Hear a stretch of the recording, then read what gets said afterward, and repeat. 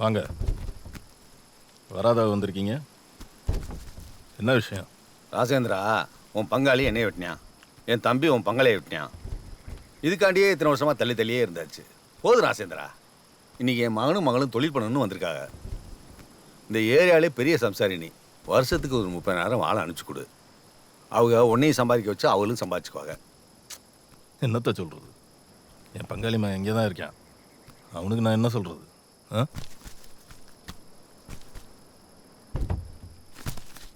சின்னையா, நம்ம கோவலம் அவங்க ஐயா மேலே தான், அவங்க மேலே ஒன்றும் இல்லை.